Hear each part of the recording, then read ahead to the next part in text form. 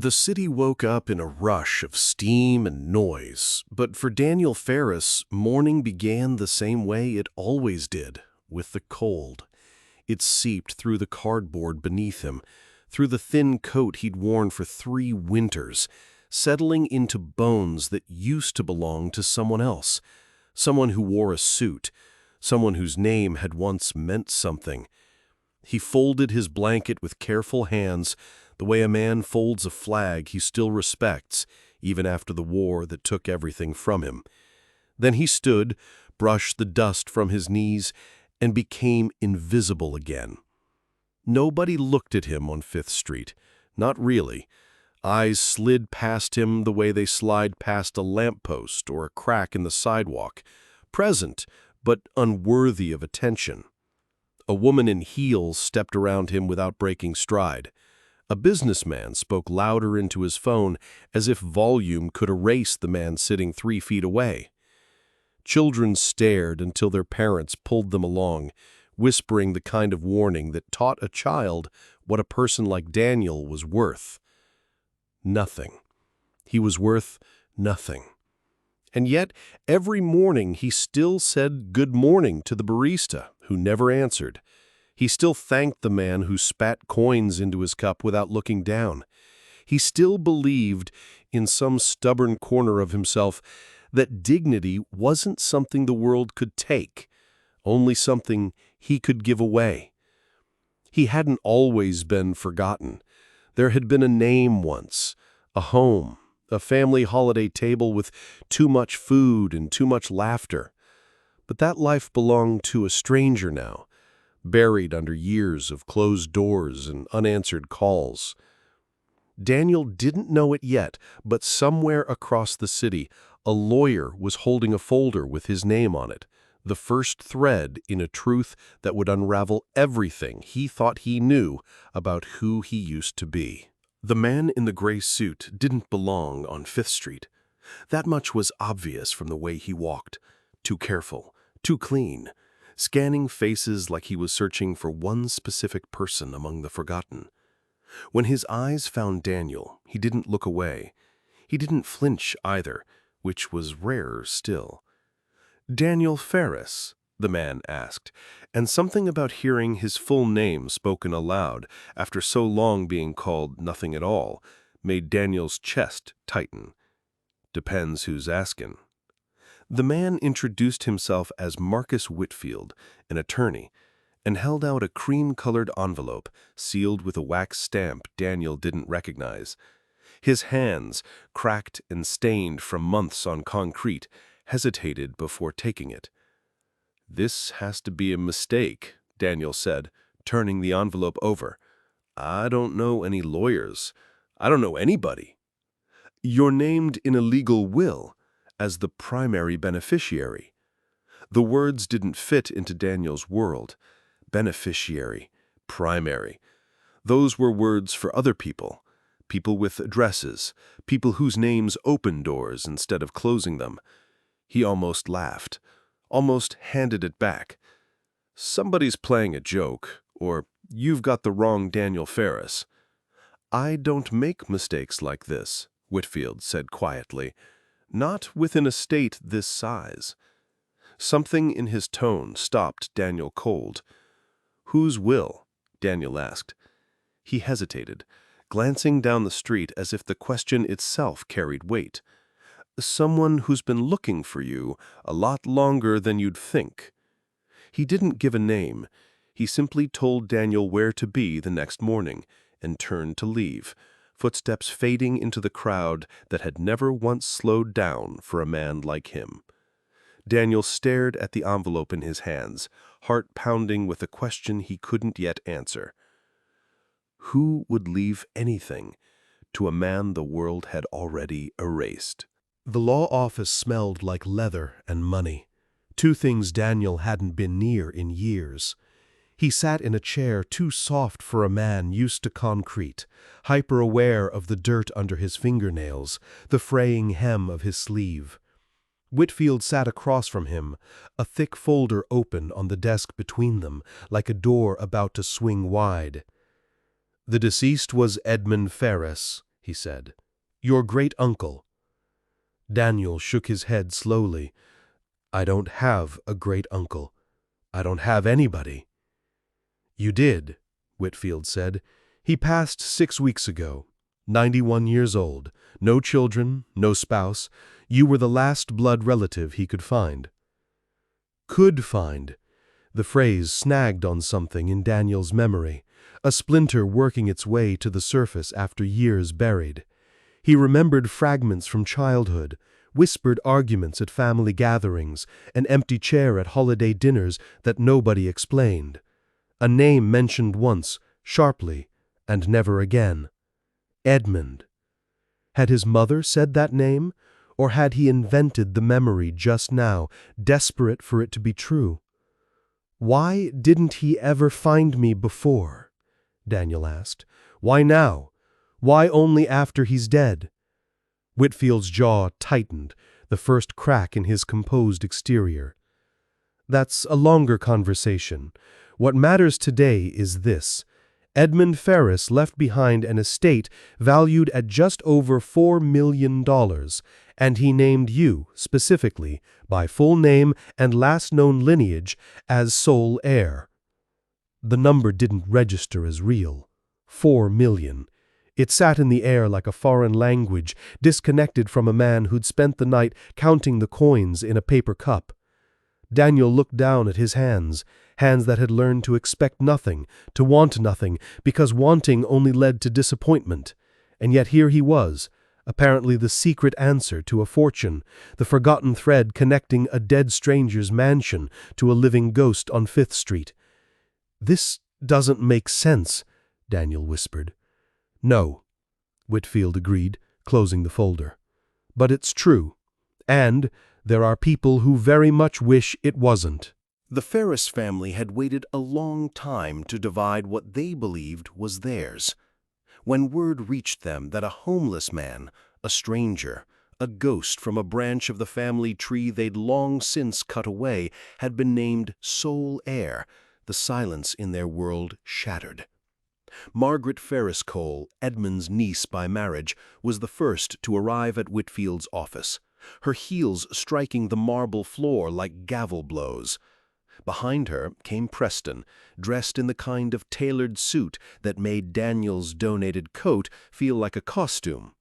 "This is absurd," Margaret said, not bothering to lower her voice, even with Daniel sitting 3 feet away. "A vagrant. Edmund wouldn't have left everything to a vagrant." "The will is legally binding," Whitfield said evenly. "DNA testing will confirm the relation, but the documentation Edmund left is thorough." "Thorough," Preston scoffed. "Or convenient. How do we know this isn't some con artist Edmund's lawyer dug up off the street?" Daniel felt the old, familiar heat rise in his face. The shame of being spoken about, as if he weren't in the room, as if his presence didn't warrant acknowledgement. He'd felt it 1,000 times on 5th Street. He hadn't expected to feel it here, too, surrounded by wealth instead of indifference. "I didn't ask for this," Daniel said quietly. Margaret's eyes flicked to him, cold and assessing, the way someone might look at an insect that had wandered somewhere it didn't belong, then decline it. "That's not how inheritance works, Margaret," Whitfield said. "We'll see about that," she snapped, gathering her purse. "We have lawyers of our own. Edmund was clearly not of sound mind at the end. This will be contested." As she stormed out, Preston lingered a moment longer, his gaze lingering on Daniel with something colder than contempt, calculation. "You have no idea what you've walked into," Preston said quietly, before following his mother out the door. Daniel sat frozen, the threat settling over him like a shadow he couldn't yet name. The days that followed felt like a slow excavation of a man Daniel had almost forgotten existed. A DNA swab pressed against his cheek in a sterile lab. Old birth records pulled from a county archive, yellowed and creased, his mother's handwriting still visible on a form nobody had touched in 30 years. a caseworker's file from a shelter he'd stayed in years ago, listing a name and a date of birth that matched, syllable for syllable, the man Whitfield insisted he was. Each document felt like a piece of a stranger being handed back to him. This is you. This was always you. The results will take 10 to 14 days, the lab technician told him, and Whitfield's expression tightened at the words. That's cutting it close, Whitfield admitted later, spreading a calendar across his desk. Edmund's will includes a clause. If the named heir cannot be legally verified and the inheritance formally claimed within 30 days of his passing, the estate defaults to the next listed beneficiaries. Margaret, Daniel said. Margaret Ann Preston, Whitfield confirmed. 22 days remain. If we miss that window, there is no appeal, no second chance. The estate transfers automatically, and no court will unwind it after the fact. Daniel felt the weight of it settle into his chest, a fortune balanced on a deadline he couldn't control, in a system built for people who understood forms and filing fees, not men who'd spent years just trying to survive until sunset. Each delayed document, every skeptical clerk who looked at his shelter address and assumed the worst, felt like sand slipping through a closing fist. They'll slow it down if they can, Whitfield said, echoing the thought. Contest paperwork, procedural objections, anything to run out the clock. Then we don't give them the time, Daniel said, surprising himself with the steadiness in his own voice. For the first time in years, he had something to fight for. Not just survival, but proof that he had never stopped being who he was. The gates opened slowly, iron groaning on hinges that hadn't welcomed many visitors in recent years. Daniel stepped through them on foot, unable to shake the instinct that a car would somehow be turned away, that a place like this recognized who belonged and who didn't, and a taxi pulling up the drive felt like tempting fate. The estate rose before him like something out of a memory that wasn't his own. Gray stone walls climbed 3 stories into a sky gone amber with late afternoon light. Ivy traced patterns across the north wing, untouched, growing wild in the absence of anyone who cared to trim it back. The gravel crunched beneath his worn shoes, each step sounding too loud in the vast quiet. Whitfield unlocked the front door, and it swung open onto a foyer that swallowed the outside world whole.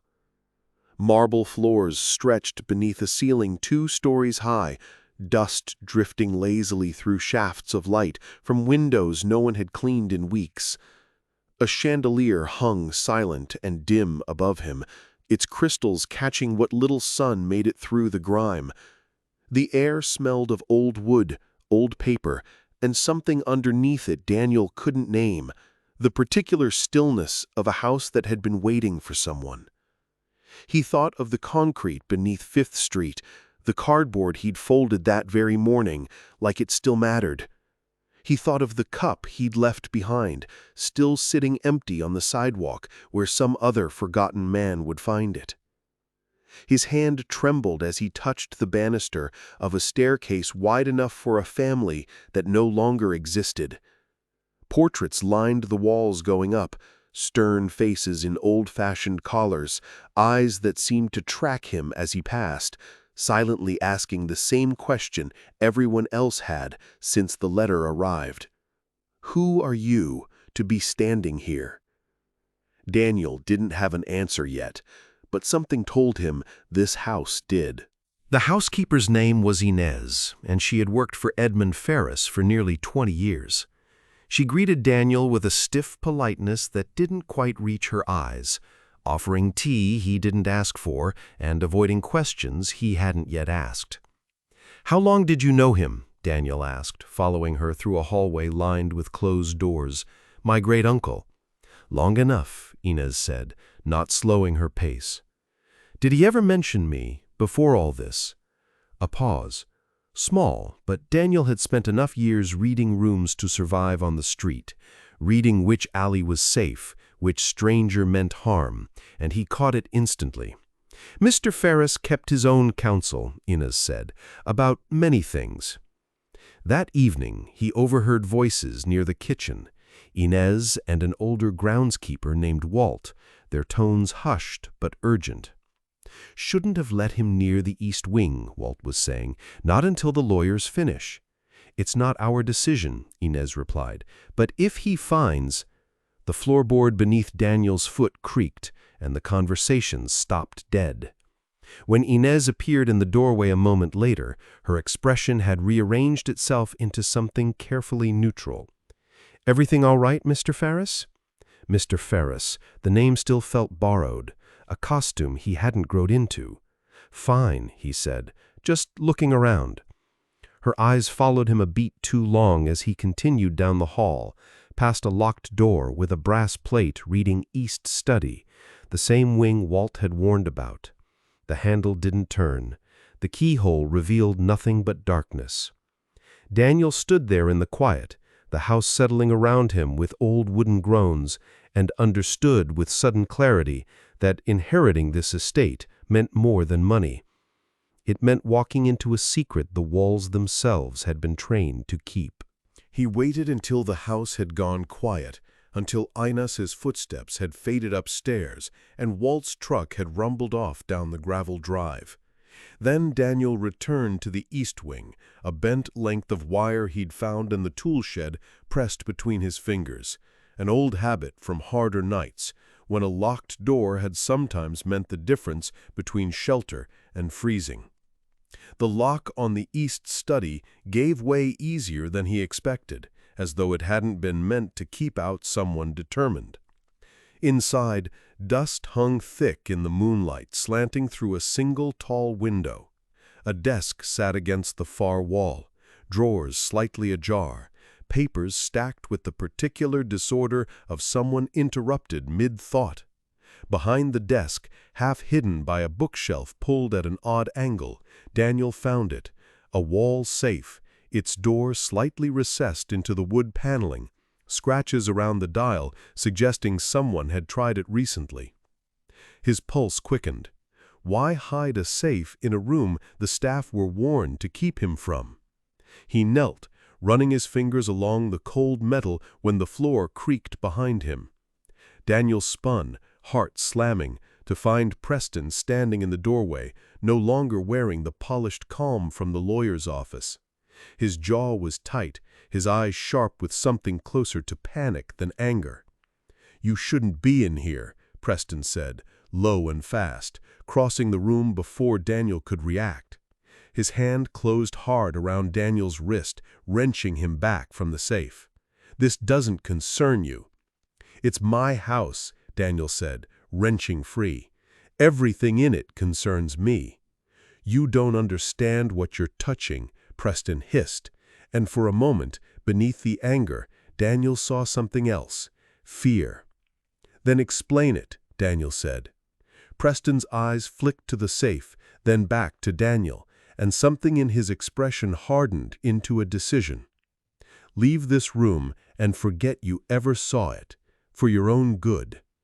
Then he turned and disappeared into the dark hallway, leaving Daniel alone with a locked safe and a threat that felt far too specific to be empty. Daniel didn't leave. He waited 2 more nights, watching the house's rhythms, until he understood when the halls emptied and stayed empty.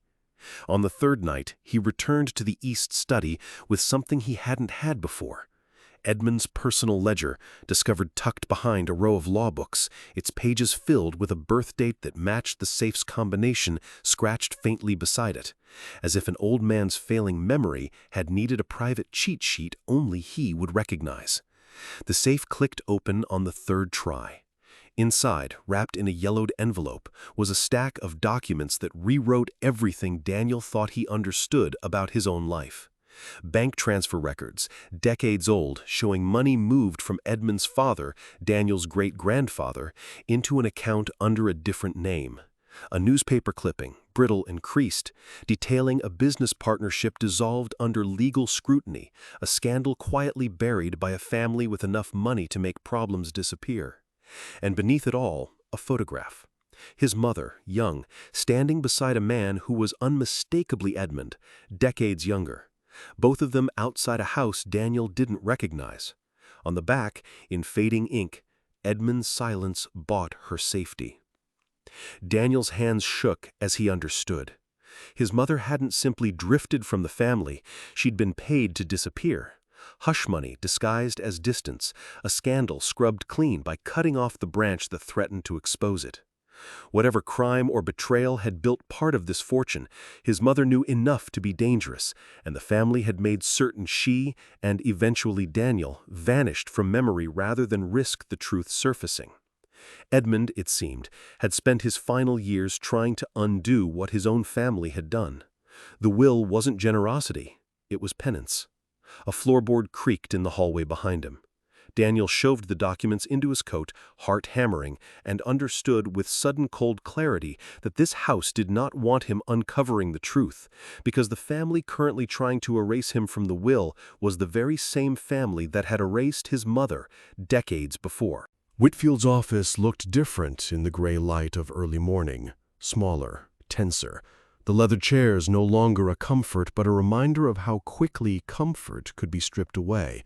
Whitfield sat behind his desk with a stack of papers he hadn't wanted to show Daniel over the phone. Margaret's lawyers filed an emergency injunction overnight, Whitfield said. They're claiming Edmund was mentally unfit when he amended the will. If a judge grants a hearing before the 30-day window closes, the entire claim could be frozen, possibly indefinitely. Can they do that? Daniel asked, though he already knew the answer from the tightness in Whitfield's voice. They're trying, and it isn't just paperwork. Whitfield slid a photograph across the desk, a grainy security still from the shelter Daniel had once stayed in, time-stamped and annotated with a private investigator's report. They've hired someone to dig into your past. Every shelter stay, every arrest record, every reason a judge might look at you and see instability instead of an heir. Daniel's stomach turned. The documents from the safe sat heavy in his coat pocket, evidence of a betrayal that could unravel everything Margaret's family had built, but evidence was only power if he lived long enough to use it. His phone buzzed. Unknown number. He answered, and Preston's voice came through, low and stripped of its earlier polish. "You went into that room again." Daniel said nothing. "Whatever you think you found, it won't matter if you're not around to present it. My mother doesn't lose, not to a man who used to beg for change on a sidewalk." "Is that a threat?" Daniel asked, his voice steadier than he felt. "It's a fact. Walk away from the estate. Walk away from whatever's in that safe, or find out how far we're willing to go to protect this family's name." The line went dead. Daniel looked up at Whitfield, who had gone pale reading his expression. "We need police," Whitfield said. "No," Daniel said quietly. "We need the truth to come out faster than they can bury it." The courtroom was smaller than Daniel expected, but it felt enormous the moment Margaret and Preston walked in, flanked by lawyers and suits that cost more than Daniel had earned in the last 5 years combined. Judge Alvarez sat unmoved behind the bench, having heard 100 inheritance disputes before, but never, Whitfield promised, one quite like this. "Your Honor," Margaret's attorney began, "we contend the deceased was not of sound mind when this will was amended, and further, that the claimant's background raises legitimate—" "Your Honor," Whitfield interrupted, rising with a folder Daniel had guarded in his coat for 3 sleepless nights. "Before we discuss my client's background, I'd like the court to understand why he has one at all." He submitted the documents one by one. The bank transfers, the newspaper clipping, the photograph of Daniel's mother beside a young Edmund, the handwritten note on its back entered into evidence and read aloud into a silence so complete Daniel could hear his own pulse.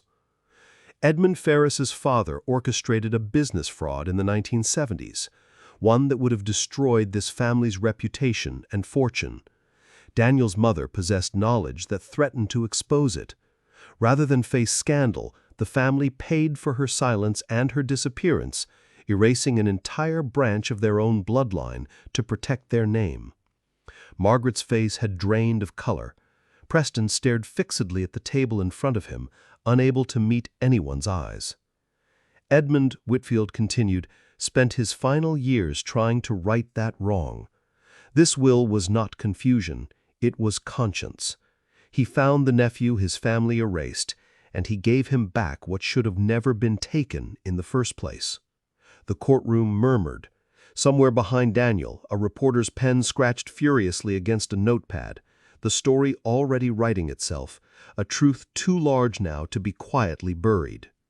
Judge Alvarez studied the documents for a long moment before looking up. She said, "The injunction is denied. The estate stands as written." Daniel exhaled a breath he felt he'd been holding for 30 years as Margaret's carefully built world finally, publicly, began to crack. The weeks after the ruling moved fast, the way avalanches move once the first stone finally breaks loose. The private investigator's report, once meant to bury Daniel, became evidence of harassment when Whitfield filed a countersuit. The old fraud documents, decades buried in a hidden safe, found their way into a financial crimes review that reopened questions about how a portion of the Ferris fortune had truly been built. Margaret's lawyers withdrew, one by one, unwilling to attach their names to a client whose reputation was collapsing in real time. The society pages that once celebrated her charity galas now ran headlines about hush money and buried scandal.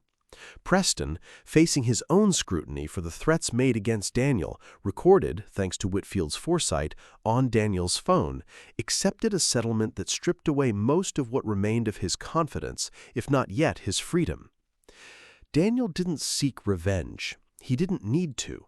The truth had done what he never could have. It had simply refused to stay hidden. He stood again in the marble foyer of the estate weeks later, no longer feeling like a trespasser.